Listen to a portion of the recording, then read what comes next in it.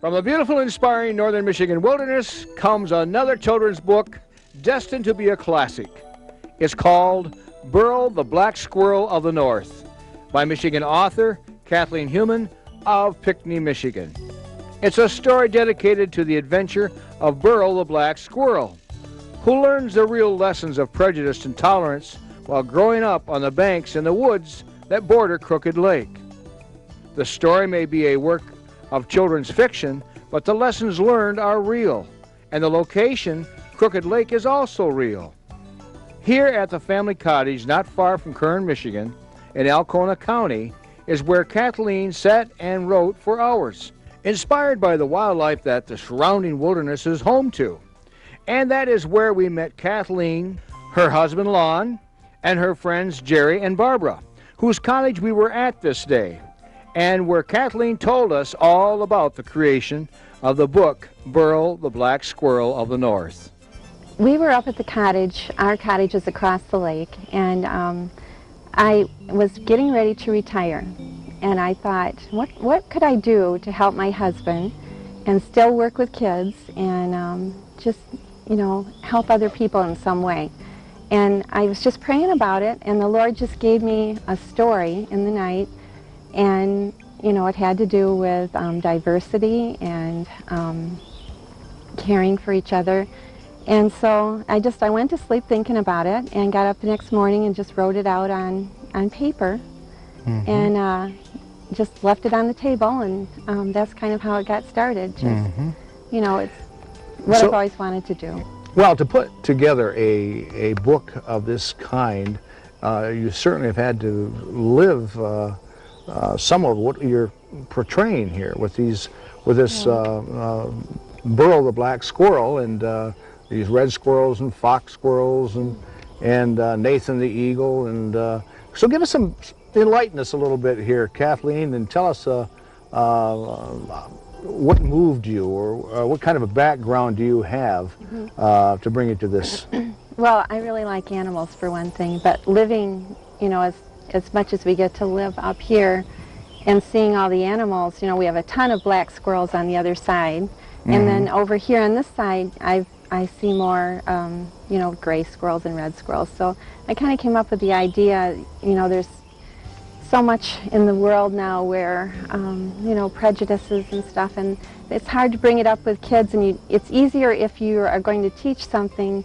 It's not, I don't think, as hard when you use animals. You're not pointing fingers at anybody, mm-hmm. but you can dialogue about it. Parents mm-hmm. can talk to the kids, and it's, I've worked in schools with children, and I've seen some of the problems, and this year I got to take the book to Farmington, where I've worked for 5 years there, mm-hmm. and read the book to the kids, and they loved it. Mm-hmm. And even the first graders got it. They understood what it was about, and they said, one little guy raised his hand and he said, "It's got all the core democratic values in it." So, I thought, if they, I was just really surprised that the little ones got it like that. But yeah. It's just, I think, a way of even parents maybe understanding a little better. Yeah. Well, I really believe that they will get a great understanding when they read the book and the illustrations that go with it. Oh, yeah. So you got together after you wrote it all out, or did you write it all out before you got a hold of the illustrator, Jessica? Well, that's a whole other story. When I wrote it, it was near Labor Day weekend, and Jessie was coming to visit. She's my daughter's sister-in-law, and it was sitting on the table, and she just picked it up and started reading it, and she looked at me, she said, "Could I please illustrate this?" And I thought, wow, this is great. I don't have to look for an illustrator now. And so she's just a wonderful artist. She's from Indiana, and mm-hmm. But it was good that she'd been here because she knew what Ethan looked like, and the squirrels and the lake. So it made it easy for mm-hmm. her to do the mm-hmm. illustrations. So this is your contribution to society. So far, yes. Yeah, One of it's them. It's a great contribution, I must say. Or Ethan, more or less the referee, I guess, right? He was, I think in the book that he just couldn't believe that they were going to try and hurt each other like that. Yeah. And they were two of the same kind. And but yeah, I think without him, that probably wouldn't have been so. They probably would have hurt each other that first time. Squirrels, the red and the gray and the black squirrel. It's a lot like life, isn't it? We have our own little prejudices about this and that and the other. And so what happened? They did resolve? Oh yeah, yeah. I think what was really good was when the black squirrels, even though Nathan had, you know, not been very kind to them, that they helped him, and that's what really changed his heart when he realized that they cared about him, they helped him, and that they really were all just one big family of squirrels. So I think that was, I really wanted the kids to get a hold of that. How's it been accepted? Oh my goodness. In Indiana, that's where Chessie has an art gallery, and we can't keep the books in there. They really, and the teachers like it because they can, it's more than just vocabulary, it has the lesson, a life lesson. Yes. You know, so they like that. They can teach from it to any age, really. Is Kathleen working on something now? Yeah. Now that you've had your first, was your first book. Yes. And so what are you working on now? Well, the kids want me to do, everywhere I go and I read it to the children, they want me to do a series. You know, that's a big thing, you know. Okay. So I think I'm going to do that. There's, I mean, there are so many things, the loons and the beavers. Now I know there's beavers here. So now you're going to make it about, this is kind of an animal kingdom that your right. Human relations is kind of interwoven with the wildlife of our state. Teach through animals, so it's not so intimidating for people or pointing fingers, you know.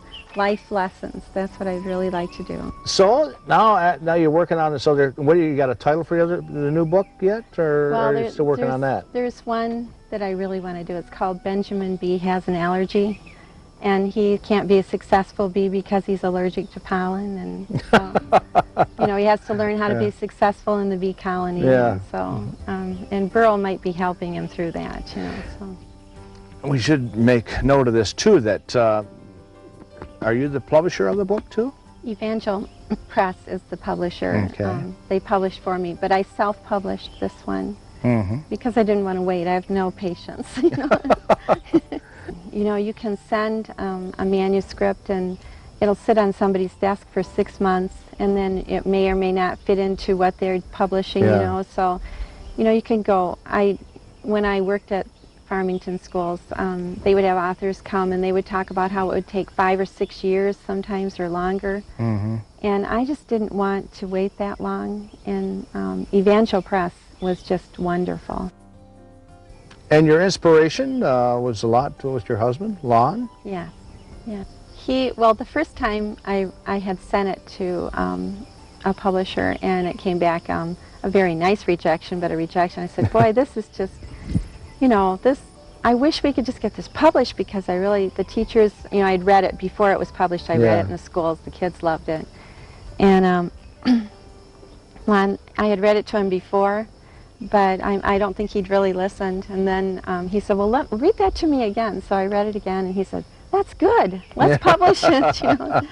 So, what are some of the questions some of the kids ask you, frequent questions that kids, the little guys and gals, when they come up, and what is one of the... They want to know, you know, how I got the ideas for the names, just like you had asked me that, and they wanted to know all about Crooked Lake and how long it took me to write this. Did they get the message? They got the message right away. Even the little first graders, you know, they immediately, you know, they knew exactly what it was teaching. And the one little girl said, this teaches us not to have prejudice, you know. I mean, these are first graders, and if they get that, you know, I just sit back and I'm in awe of how much they get it. So there again is a miracle of what God can do. That's right. That's right. What you're saying there is that what you were inspired to do is now inspiring the younger Yes, generations, that's right. and some of us older generations. Amen to that. Yeah. So, you know, Yeah. so your inspiration comes from this beautiful lake and the Yes. surroundings and And the peacefulness. and the peacefulness, what God give us, old Mother Nature, at its best. Yeah. And well, Kathleen, I got to tell you, I want to thank you and Lon, and I want to thank Jerry and Barb for allowing us to come up here and to talk with you about this wonderful book called Berle The Black Squirrel of the North. And I'll tell you what, it's a good one. And thanks so much for being part of Michigan Magazine. And we wish you continued success.